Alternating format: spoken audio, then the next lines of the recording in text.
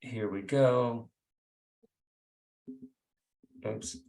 Okay, so following up, the thing that others from previous weeks hopefully worked on, but some of you may not have seen yet, is this. Have you completed a draft of your freelancing plan? So that's where you kind of lay out what you want to offer. What specialties, what expertise do you have to offer to clients? And it's really important to dial this in. So we're going to just visit it for those who are just joining us.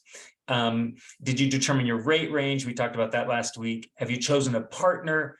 We've talked about that throughout the session. Just because it's helpful to have a partner to work with, kind of an accountability partner. And you can help each other say, okay, look, we're going to revise our LinkedIn profiles this week, and next Monday, we'll each review each other's profile. So I encourage you, if you don't have a partner, maybe see if there's someone you'd like to partner with. Oh, and that reminds me of this. So we have a spreadsheet that kind of a networking spreadsheet. And at some point, I'll share the link to the spreadsheet, or Janine, if you've got it, you can share the link, but we'll paste that link. It shows participants in the class from the first, second, and also this third session. If you'd like to share your info, you can. You don't have to, but it's one way to choose a partner if you'd like to have a partner to kind of help you work through these steps. Because the biggest thing is just to be progressing personally, to have your goals and set milestones so that you're working toward freelancing. And then the session 2 eval, if you're in session 2, we'll have another one at the end of this session. Okay, so what are we going to do today? We're going to look at one aspect of your freelancing plan before we begin. Then we'll talk about marketing and sales, marketing channels. We'll have a breakout session. We'll talk about selling. So we're going to talk about marketing and sales tonight. And then we'll kind of wrap up at the end. So that's kind of a quick agenda for us. Okay, so I just took a chunk of the freelancing plan and pasted it here so that if you hadn't seen it yet, you can get a sense of what it is. You want to look very specifically at the work that you've done. Your research, oh gosh, sorry about that. Your research experience, the employers, the industries, the products you've worked on, the specific projects you've done, methods, tools, I mean, really that granularly. And then that helps you write down what it is that you have to offer. And I would just be very specific.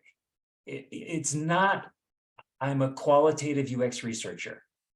It's, I've done mobile ethnographic studies using DScout on healthcare devices. Just as specific as you can, I think serves you. And we'll sort of talk about that as we go along. But in this freelancing plan, there's 6 lines for you to write down just specifically, the studies you feel are most unique, or your strengths, or the best things you have to offer to clients. You want to try to list here, 6 different things. And if you have more, that's fine. But it will give you something very specific to work with. And so that's what I recommend. Okay, hang on, I'm trying to move my pictures here. Let's see if I can do this. All right. And once you have that, we're ready to start talking about marketing and finding clients. But until you've got this dialed in, you need to know what you have to offer before you can decide who your ideal clients are. Okay, so okay. And so Nielsen Norman Group teaches a whole set of specialty classes. Maybe this helps you think about some things you've done. I mean, these are just kind of general ideas, but maybe it triggers something for you. What is your strength? Where have you spent the most time? What quantitative work have you done? that's sometimes a little bit distinctive. And and then anything this jogs in your mind might help you be that much more specific about what you can do. Because when a client searches for a researcher, they very often search on a term like personas and journey mapping, or terms, ethnographic studies, interview moderation, moderator, or a tool like user Zoom or user testing, something like that. Anyway, so the more detailed and granular you can get, the better.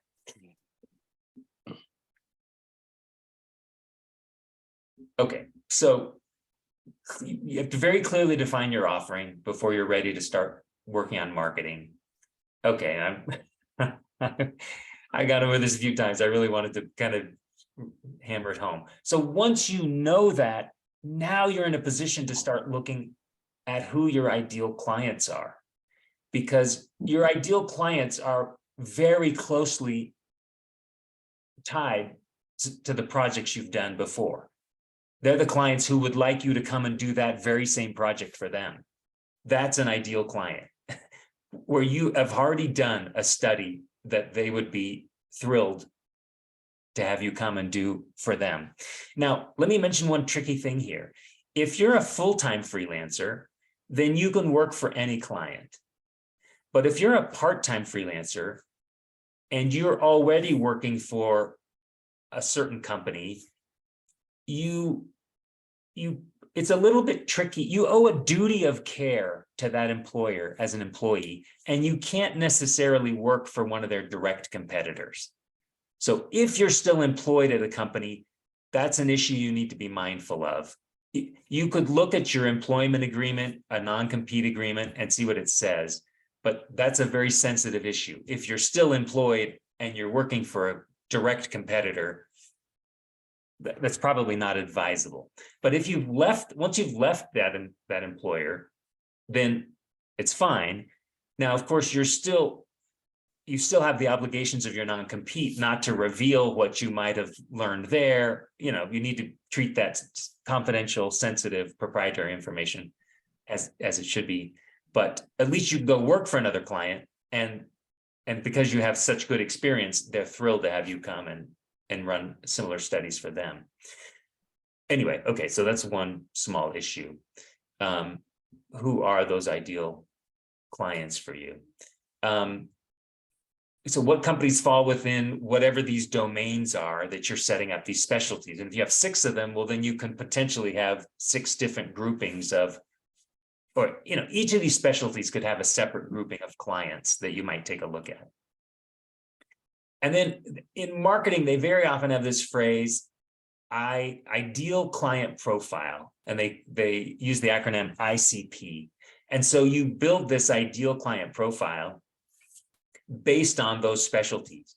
And so, Sarah, with your product discovery and iteration work, your ideal client profile might be startups, might be very early stage companies.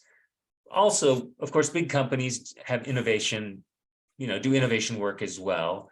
But in creating an ideal client profile, one profile might be those, startup companies that are doing, that are trying to find a product and trying to find product market fit.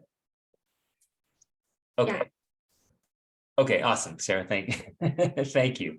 So, you kind of build a profile to fit what it is that you're offering. Okay, so let's talk about sales and marketing a little bit. Marketing is more common and more people are comfortable with it. So what is it? Marketing, the goal of marketing is building awareness, building demand. You are not targeting, you're just reaching out to a group, and you're trying to generate inbound inquiries from that group. Like, you're not calling them, but you hope to get them to message you based on what they see in your LinkedIn posts or your website or things like that. You're appealing to a broad audience, and is mass distribution. But sales, on the other hand, is instead of trying to generate inbound inquiries, sales, you are making outbound calls, sending emails, texts, whatever it is. You're targeting individuals, and it's one prospect at a time. So you can see how it's very different. You know, marketing's like a shotgun, and you're not really sure where it's going to hit or if it's going to hit anything. You may do marketing and it never hits your ideal client profile. Sales, on the other hand, it's like a bullet. I'm sorry for this analogy, but you direct it exactly who you want it to go to. So you know it's going to who you want. However, you don't have the scale of marketing. You're just one at a time reaching out to people. And so these are very different tools. People almost exclusively rely on marketing. I mean, very heavily rely on marketing, but I'm kind of an advocate of sales. So we're going to talk about this because there's nothing quite so efficient as just targeting a handful of companies that you know would be interested in you, and then just reaching out to them one at a time. Maybe trying to get someone to introduce you to that manager. You know, maybe in your network, you find a connection to that manager and get someone to introduce you. I mean, it's low leverage because it's one at a time, but you know you're going right to the person you care about. And if you've identified them correctly, then when they hear from you, they will be interested. Like your portfolio will speak to them because they'll go, oh, darn, Sarah has done exactly what we wanted done. Look at this product discovery work she's done. She's perfect for us. Okay, so sales and marketing, you can use either or both, and they kind of have, you know, they each have their place. Okay, so channels. One channel is in person, people you know or can meet, or you know, I just came back from a conference. The first 3 days of this week, I was in New Orleans at a conference put on by the platform User Testing. And it was amazing. They said 400 people had registered for this conference, and everyone was concentrated. I mean, obviously, their platform is to do research. So these were researchers, research managers. It was a great opportunity to meet people in person, you know, face to face, super powerful. Okay, so other in person, it's anybody who knows you. Hopefully past employers think favorably of you. Those are your best prospects. Because since you are already familiar with their work, you're better than just any other researcher that they could choose because you're already up to speed on what they do, how they do it. But not say that again. All right, we hear someone. Tim, I think we hear you whispering. Sorry, Ray. Okay, no problem. So not only the managers, I mean, the managers are the key people, but also your colleagues and wherever they've gone. You know, some might still be at the former employer, but, you know, they move on. So those colleagues who know you are super valuable too. We're going to come to a slide in a minute where we talk about, anyway, I'll save it for then. Okay, in person, companies that fit your ideal profile. Okay, another way to get in-person exposure is volunteering. I'm a big advocate of this too, because when you volunteer, you really get to know people. And I'm kind of thinking nonprofits and things like that. You know, you roll up your sleeves, you put on an event together, whatever it is, you really build trust with each other and you really get to know another person, right? When you go through a 6-week process to make something happen together. And so I think that's a great way to make connections personally. Okay, and then online. So of course, there are all the online methods. One that I think stands out for researchers is Slack, because there are a number of very good communities for Slack that I think make it the most important online medium for research. for marketing as a freelance researcher. There's also LinkedIn, which is also very important. And then the others, which I think are less important. There are marketplaces, but this is pretty low level work generally. So, the best work isn't there, but it might be a way to start. There are some good companies who post there. You could go to Upwork and just review all the companies that post. They're usually just lousy, small, low rate projects. I shouldn't be too hard on it, but they're not the best projects, but it might be a great company. So you might say, well, this is, a Salesforce that's posting this. I'm going to reach out and try to talk to them. Okay, your own website. We'll talk a little bit more about that. That's obviously a very powerful, probably that's a powerful online tool. And then content. Do you want to post content, write, blog, do a podcast, do a video, any of those kinds of things? So those are all options, but those are the two main channels, in person and online. And they have very different characteristics. So we're going to talk kind of more specifically about them. Okay, so in person, the beauty of in person is we hire people we know, we like, and we trust to get the work done. It's hard to determine those things online, but it's easy in person. People who know you already know this. You've already built trust with them. And then if you're referred by them to someone else, well, they can transmit that trust. They can say, oh, Sierra's awesome. She did great work for us. You're going to love, she's very good at this. You'll love her. It's like, wow, instant trust transmitted. That's very difficult to do online. So in person is super powerful. Unfortunately, it's low leverage. It's one at a time. It's the people it's limited to your network, the people but it's very high percentage. Working with people your likelihood of getting a job, if they liked you, is typically above 50%. But if you're just applying online, it can be minuscule. It can be less than 10%. Meaning you'd have to apply to 10 or 20 positions online to have the same chance of getting one in person. So even though you have that leverage online, it takes a whole lot of more opportunities to get one. So this low leverage in person translates to higher percentage win rates. So they sort of compensate for each other. Okay. Who are the most important people in your professional network? Of course, it's these hiring managers, research hiring managers, research colleagues, and then others on your product team. A designer or engineer or marketing person can also recommend you, if they need you wherever they are, and say, oh gosh, Sierra was awesome. Let's bring her in. They don't have to have been a researcher to recommend you. They can be anyone on the team. So of course, the message here is be good to your colleagues. Don't burn bridges. They're going to be the people who can recommend you when you need work. Okay.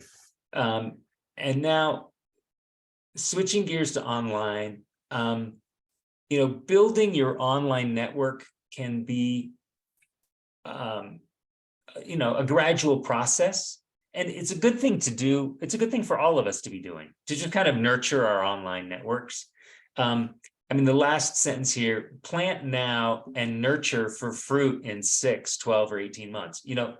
You do a bunch of things now and the network just grows slowly. You may not get a return from that for some time, but it's probably still worth doing. So, have a goal like a connection a day.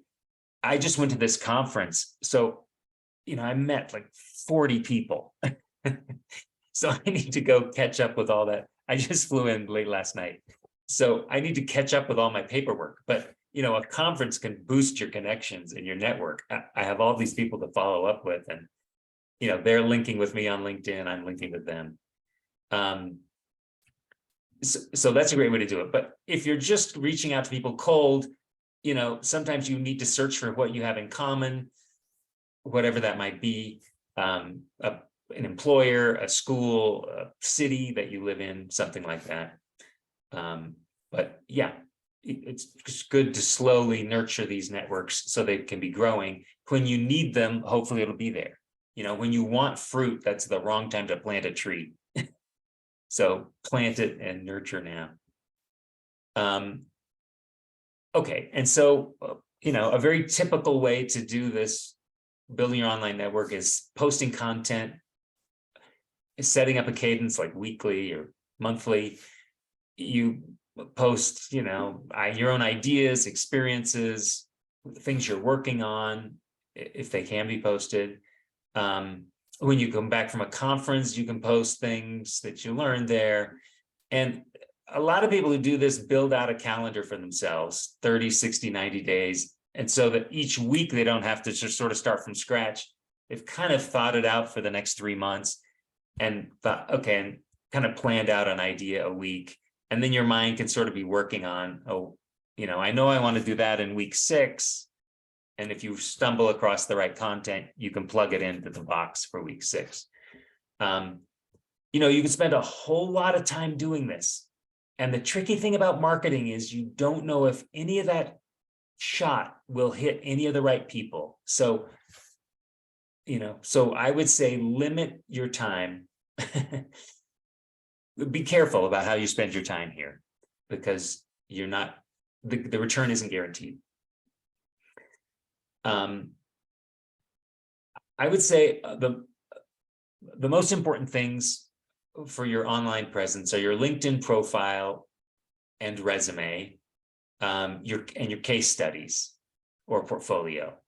So those obviously are the most important things before you kind of work out to other kinds of content. You want to really try to polish those things and put your best effort there. And the one note here is your case studies should support your specialty. And in fact, if you're having trouble figuring out what those 6 things are that you can offer, look at your case studies, and then and maybe they'll tell you what your specialty should be, because they're what you did. And so, just dig into that and put that down write that out on paper, what it was.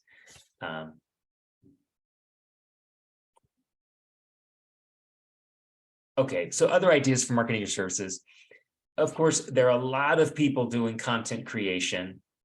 I recommend you only do things you're passionate about, because you'll do them well if you are passionate about them.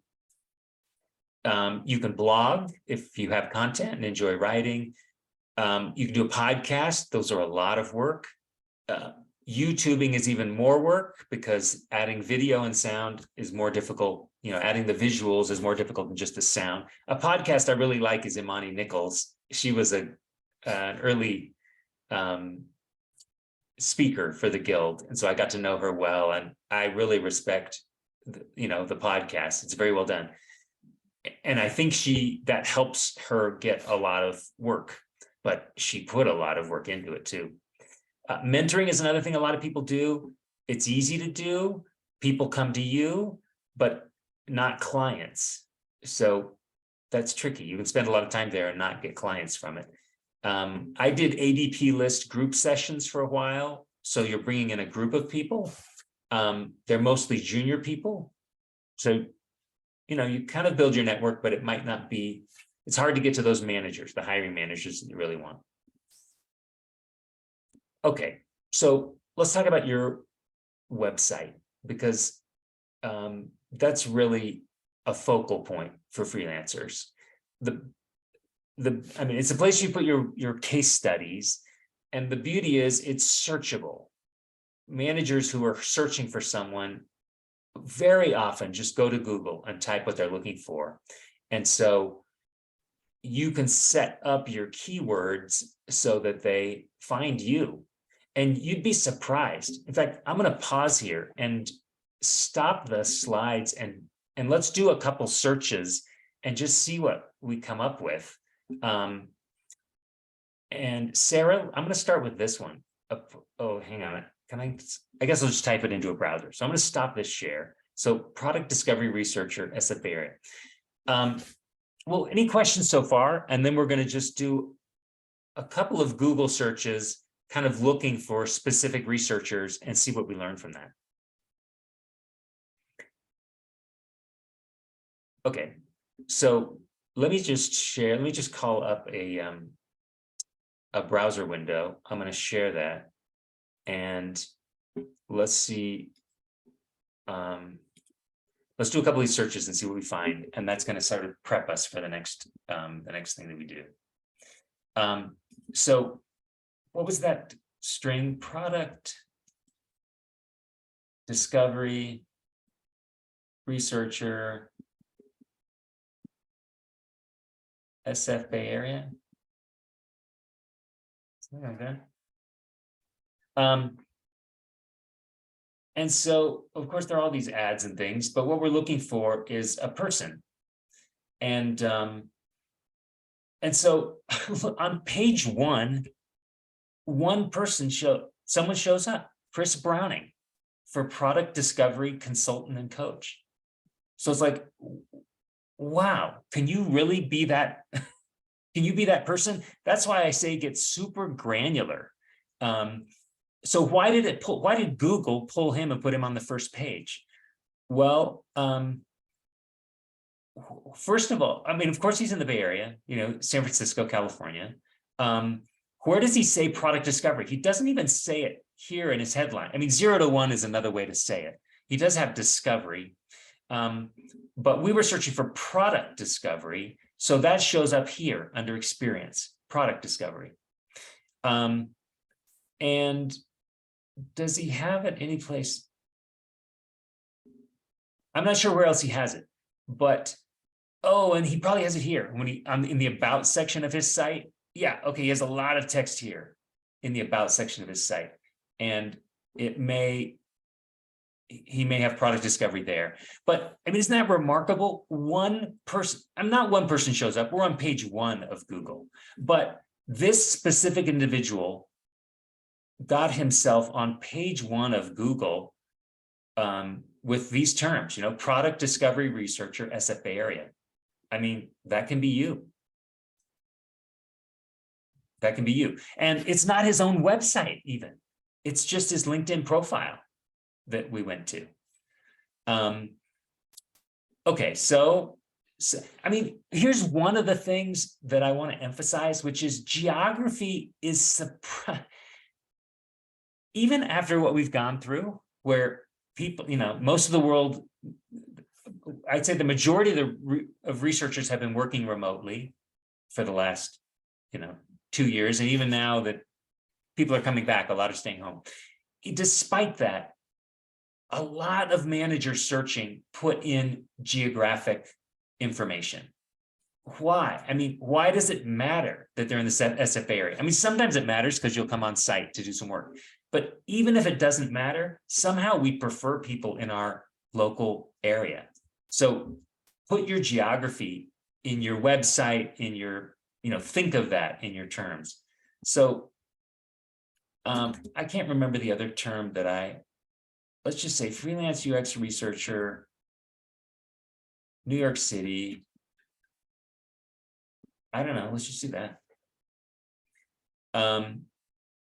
Which is, a little bit generic. It's just a researcher in New York, but let's see what comes. Let's see if we get an individual. So you get a lot of things, these platforms, Upwork, Indeed. I mean, maybe I need to be more specific to get a good result, but let me just go on to page 2. I don't see any individuals on page 1. Let's go to page 2 and see if we see anyone. What is this? Built in New York City.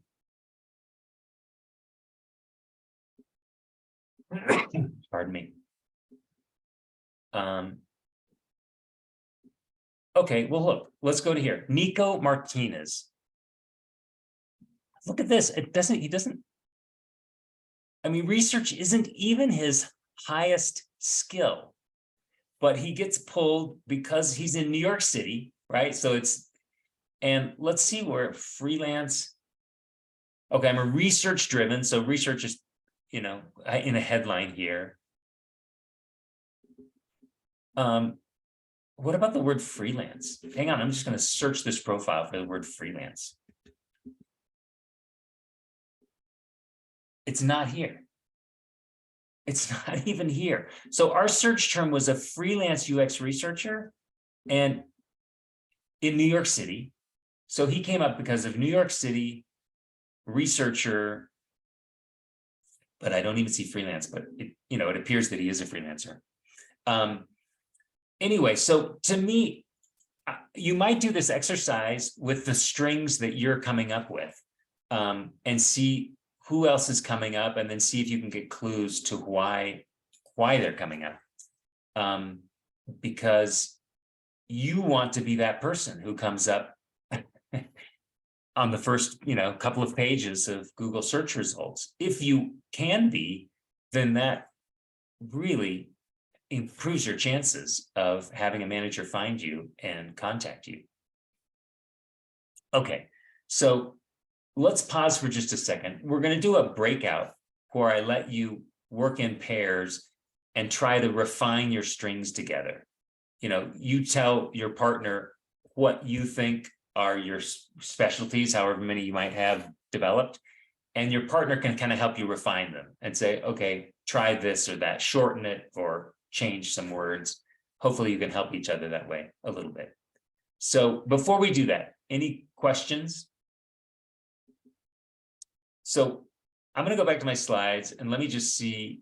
I'll give you a very specific assignment so that you can know exactly what to do during this breakout.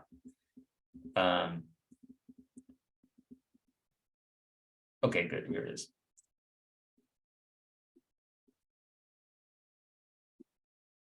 Okay, so here's your assignment during this breakout. Write 3 Google search strings that you would like to find you. So the strings that you want people to type that will come to you. Share them with your partner, refine them together.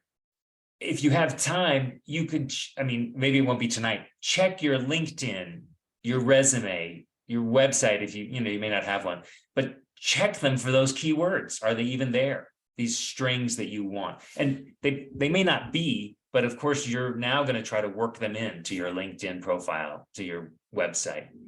And then when we come back from the break, I would be interested in hearing what you think is your #1 phrase that you'd like to be found when people search. Okay, so I'm going to copy this and I'm going to put it into the chat. I'm sorry about that. I'm going to put it in the chat so that you, oh gosh, how do I, okay, I have to change my mode here to do it, but I will, once we put you in the breakout rooms, I'll copy this and put it in the chat so you can kind of remember what this assignment is. But basically you're trying to refine with each other what you think your specialties are. And we're sort of thinking of it in terms of Google search keywords. So we will create breakout rooms right now, and you'll just randomly be put with another person.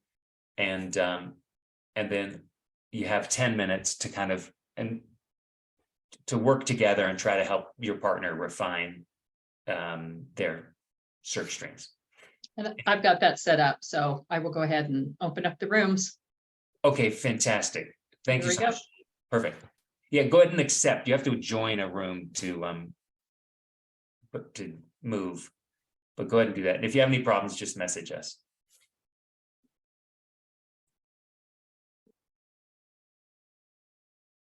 Okay, welcome back, everyone. Hello. Lotus, welcome. We kind of shoved you in a breakout room right away, but welcome. We're glad to have you here. Thank you. It's okay. We had a great conversation. Good. Okay, perfect. Hopefully they got you up to speed. Okay, so I would just like to hear who would like to volunteer a search string that they think is their #1 search string. Sarah, how about you? I'm going to go for a UX researcher and strategist for emerging tech.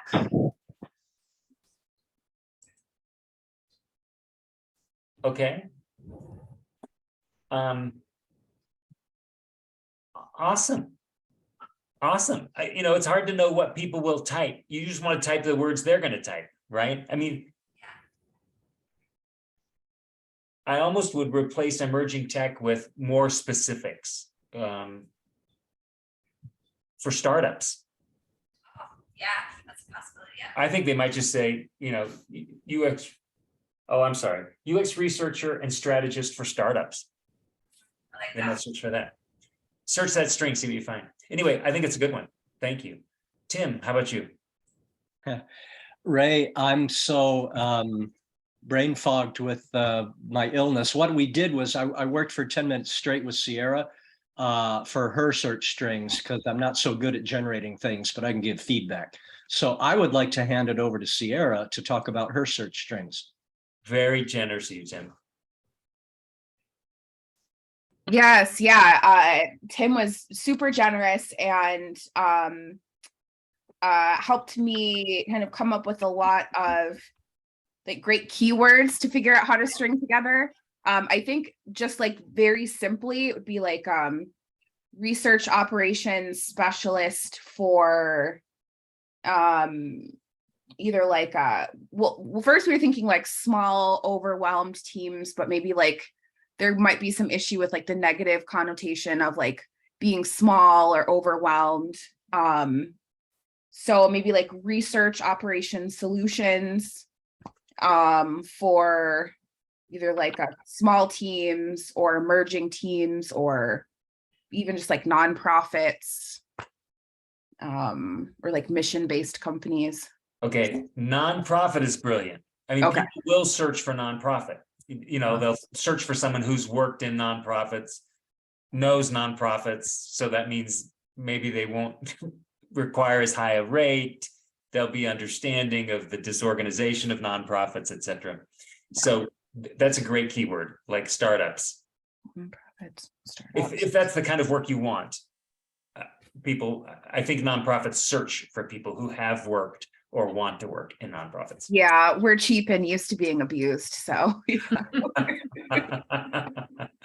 Okay, I like that one. I think it's great. Helen, did you come up with something? Oh, did you say Charlotte or? Oh, what did you? I said Helen, but Helen, you're muted.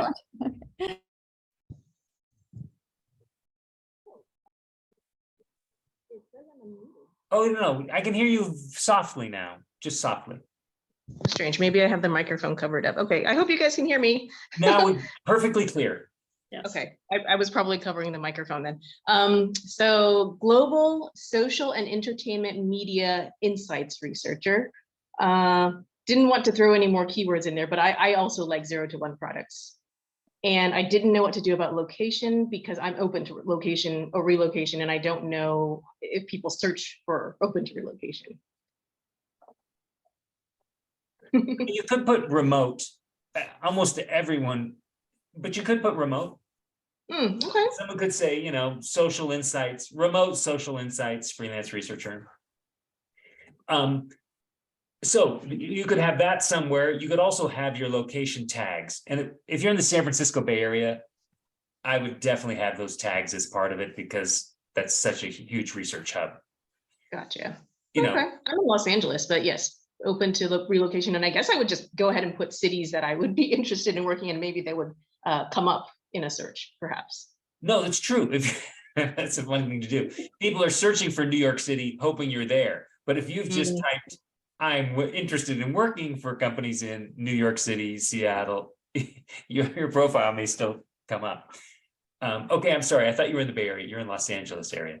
Still pretty darn big hub for research. So I would include it in your profile. Okay. Thank you. Yeah, that helps. Thank you. Okay, no, you're welcome. I just feel like just figuring out your bullseye is so powerful. And then you can figure out the rings around that too. Like, okay, what's the next thing and the third thing? And you'll refine your bullseye as you think of the other ones because you'll get good ideas and go, oh, here, I want to add that to this. Okay, Charlotte, would you like to share now? Sure. So Eric and I were talking about our portfolios and didn't get too deep into the keywords. However, I'm thinking for myself, digital health, qualitative researcher, San Francisco. And, a question that came up for us was, what if there's an area that we'd like to go deeper in, but we don't have that as a specialty area yet? How do we approach that? Can we call ourselves, for example, global health researcher if we don't yet have that global experience. Just wondering what your take is on that. Well, no, I mean, obviously you can put whatever you want on your website or your LinkedIn profile. It will bring those searches to you. Right. Now you don't want to disappoint those. You know how we just talked about trust. Right, exactly. They hire people they trust, so you don't want to undermine their trust, but you can somewhere say clearly you're seeking that kind of work. I mean, basically that's hard to do. I mean, I'm being that's hard to do because they're searching for someone who's already done it. That's why they're searching for it. That's a good point. Yeah, that makes sense. I'm trying to be diplomatic and say, all right, sure, you can try it. But frankly, what they want is your expertise. Yeah. They're searching for someone who's great at this, which is why they've typed that one string. And they want someone, who's experienced, who has a case study that demonstrates it. And if you've got that, that's super powerful. Yeah, thank you. Okay, no, you're welcome. Thank you. It looks like you two were good partners. So Eric, anything you'd like to share? No, I think Charlotte got to a lot of the stuff. I think I just hadn't really thought about this, surprisingly. I looked at my webpage. Well, I looked at the geographical part, but I describe myself in very broad terms, partly because I'm trying to avoid kind of that specification. I want to stay kind of nimble, but of course, everything that you're saying makes sense. And I think that may actually not pay off. And I should actually, focus on something. Absolutely, you should. Now, in another session, we talked about, should you generalize or should you specialize as a researcher, which is an important philosophical point. And what we said was, you start out by generalizing, and then you work toward a specialty. So more mature freelancers have worked into a specialty. But when you start, you're not really sure which of your areas is going to become that specialty. And exactly. So I would very specifically, that's why, that form has you list 6 different, areas of specialization. So yes, specifically list them. And being a generalist just means you've listed a lot of them, not just one, but everything that you have done or want to do, but in very specific terms, so that someone searching for it will find you. And then, yes, as you mature in freelancing, you may lop off the ones that are no longer your top ones, and now you're starting to specialize in the areas that you're most qualified or most interested. Okay, awesome. Well, let's just go back to the slides and we'll wrap up a little. Well, wait, Lotus, would you like a chance to share?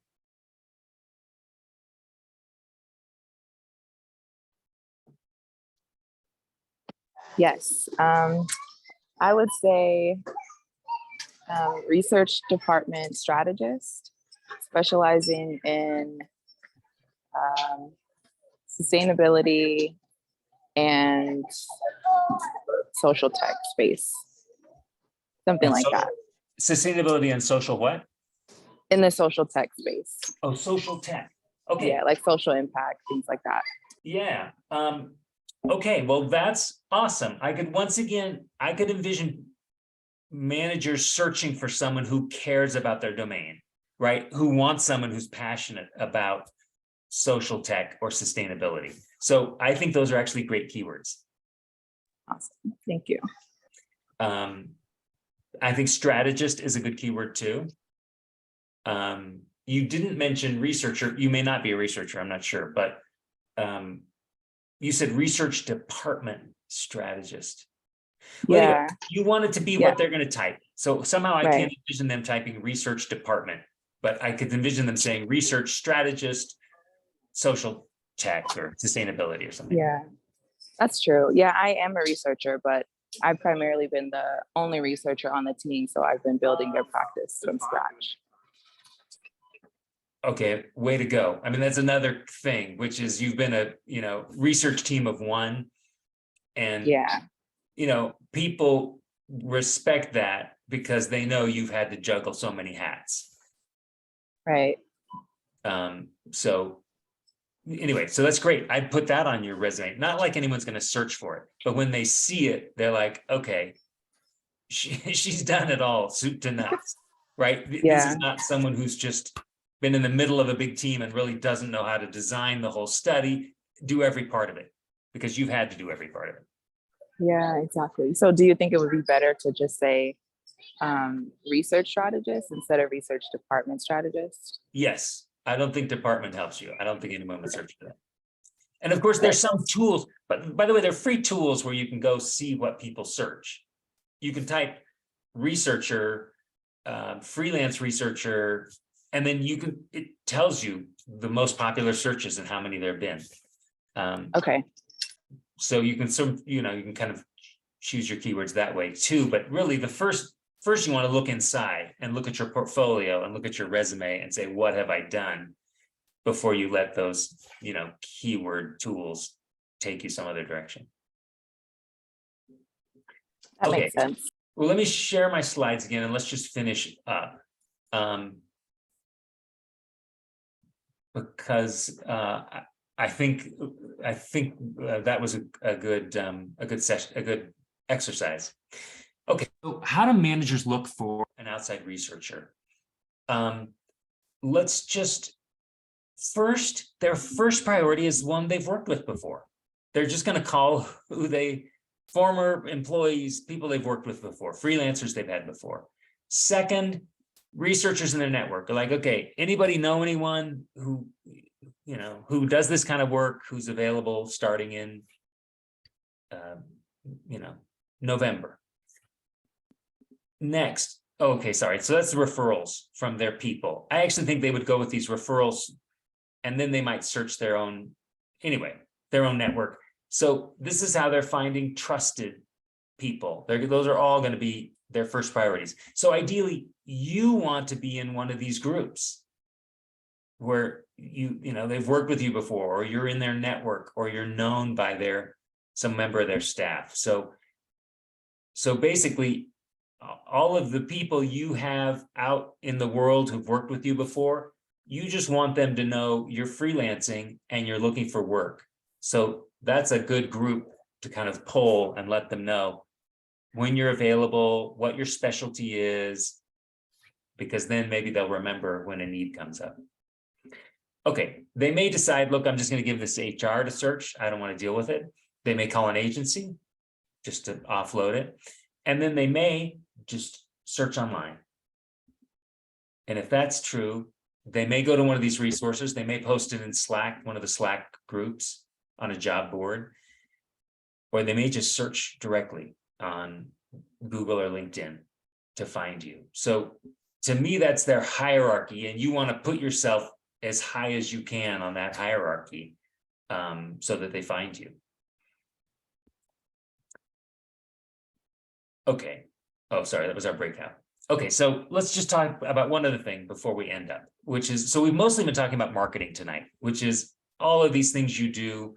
It's like casting a big net so that people can find you, or messaging, putting out messaging so they'll be aware of you. But let's talk about sales, because it's underrated. It's super powerful. Once you know your ideal customer, because they exactly fit your bullseye, the kind of work you're very good at and you want to do, it's actually quite efficient to choose some companies. I'd start in your local market because they favor a local researcher. So if there are any companies in your local market that fit your profile, find that manager, who it is, and now start a relationship. So maybe you can cold contact them on LinkedIn. Maybe someone can give you an introduction. Once you know who they are, you're keeping an eye out for them. If they're ever at a meetup, if they're in an online group, if you see them online, you message them, hey, I saw you at the meeting, or I see you at the meeting. What did you think of the presentation? Basically, you're just trying to start to build a relationship with these managers who are in the ideal companies. Now, you don't know when they'll hire a contractor. So you're just kind of keeping in touch with them so that when they do have a need, they'll be thinking of you. And hopefully your case studies, your website, whatever, your referrals, your references are strong enough that when they do have the need, they'll choose you because they think you're a good fit. You can also just look at job postings, one, to reply to them, but two, to find out who the managers are, and to see what their needs are. They may post a permanent job, but that gives you a lot of information as a freelancer. So you kind of get a sense of who they're trying to find for their team. And now you can contact the manager and say, hey, I saw you post that job.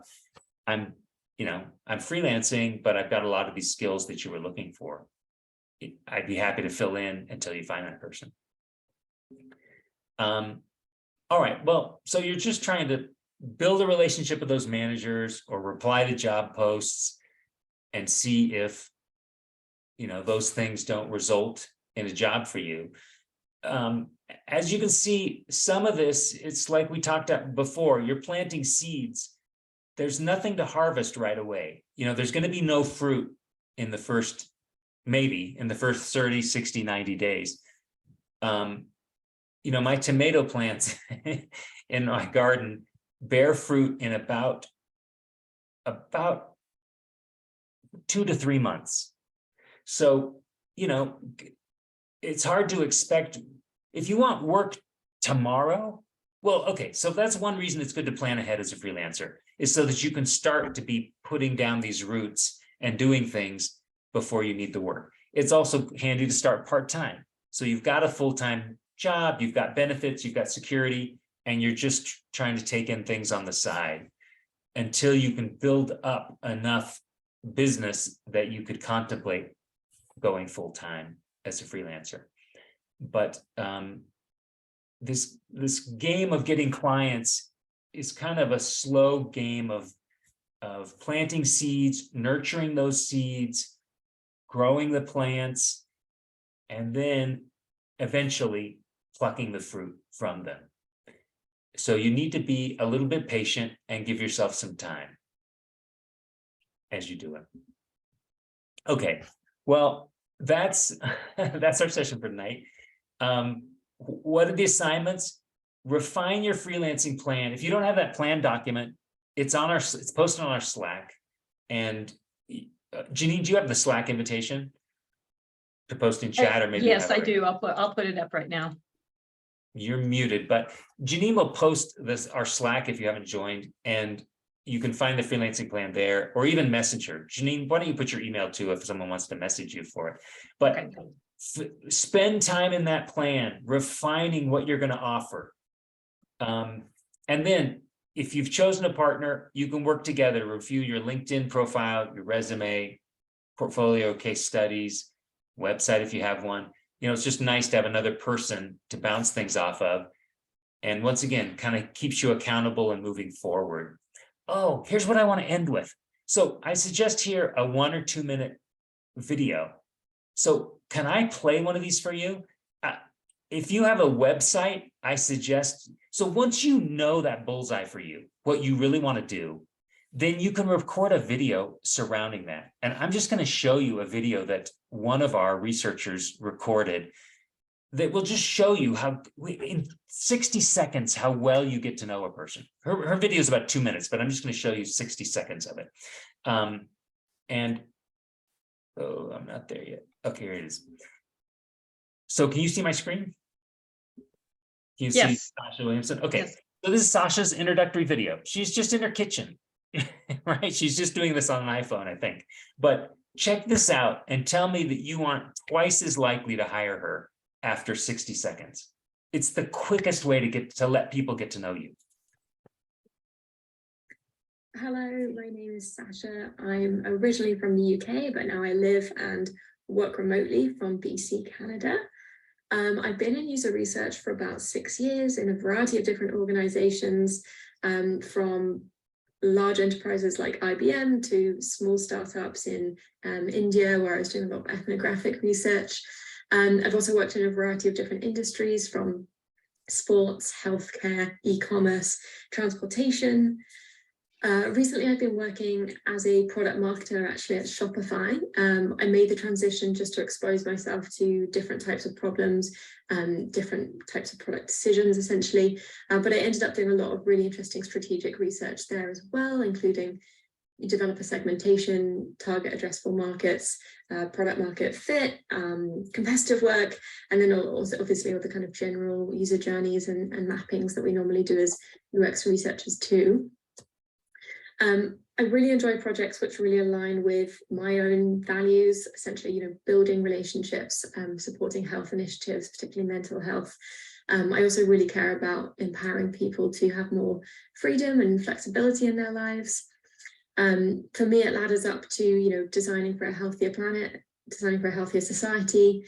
I'm just going to stop there, but I mean, I'm just going to stop this share. Tell me what you thought of that video. She seems very sincere, Ray. That's good. No, part of what comes through in your video is just your passion for what you care about. You love research. The things that you do love come through in the video. Any other thoughts? I mean, can you believe that in 60 seconds, you get such a feel for her expertise? Video is super powerful. So everyone hates how they look on video, how they sound on video, making a video. But let me tell you, I think it's the most powerful way to introduce yourself to potential clients. So I recommend it. And I'm just saying it now so you can give yourself weeks or months to work on it. But 60 seconds is enough. 60 seconds. Here's who I am. Here are the principal things I've done. Maybe here's what I'm passionate about, the things I'd like to do. 1 to 2 minutes. That's it. And Ray, can I just add that Sasha, who we just watched, is going to be having a session coming up in a couple of weeks called From Research to Product and Product to Research. So I am just putting in the chat the link to go to her session. If you would be interested in that, it has all the details on that. So it's in the chat as well. Janine, that's a great plug. Two colleagues from Shopify are joining with her to do a session because they've each moved in and out of research to other domains. And so kind of interesting what they've learned and their experience in doing that. Okay, well, that is our session for tonight. Any questions before we end? Any comments? Hey, Ray, I have a comment. Please. It's not really to do with your excellent session, but it's if anybody's shopping for monitors. I've had the worst customer experience with BenQ for a monitor that's only 5 years old. And as of today, it is totally dead. And I've just been kind of mildly apoplectic today because they know it's a known failure mode, but there's no special warranty coverage to extend for it. I think monitors should last more than 5 years. They're a landfill problem. And if anybody's looking for a monitor, I'd be very happy to talk with you offline about my research on getting a new one. That doesn't have anything. And I know that it's one data point, but I found other people who are unhappy with BenQ monitors. I liked it until it broke, but that's all I had to say. All right. Thank you, Tim. A little warning, word to the wise. Any other comments? It looks like some people are having trouble getting into the Slack channel. Well, you've posted your emails, so you can work it out with them. So I will work on that. Thank you for letting me know about that. If they give you their email, if they email you with theirs, you can give them a specific invite from Slack that goes We'll to do that. So Yeah, go ahead and email me. That would be great. Thank you. Okay, perfect. Hey, thank you everyone who came. Our next session is on legal aspects of freelancing, choosing an entity, contracts. We have an attorney from New York City, a freelance attorney from New York City who joined me in a previous session. And so we'll play his recording of advice to freelancers, which is pretty helpful. So that's our fourth session. And then our last session is about bidding and bookkeeping and benefits. So those are in November and December. So thank you for coming. Awesome to have you. Awesome to have you on board. Network if you want to network in the sheet and connect with others. That's one way to build your network. And hope to see you again. Or at another guild event. All right. Thank you so much. Thank you. Bye-bye.